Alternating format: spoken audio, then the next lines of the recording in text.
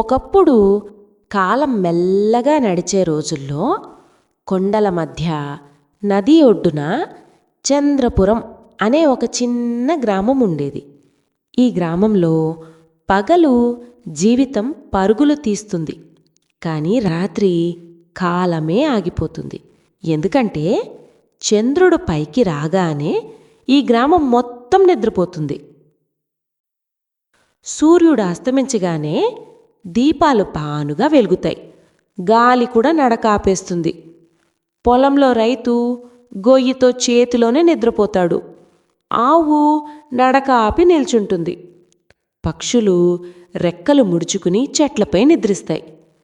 మనుషులు కూడా నడుస్తూ నడుస్తూ నిల్చున్న చోటే మెల్లగా నిద్రలోకి జారిపోతారు.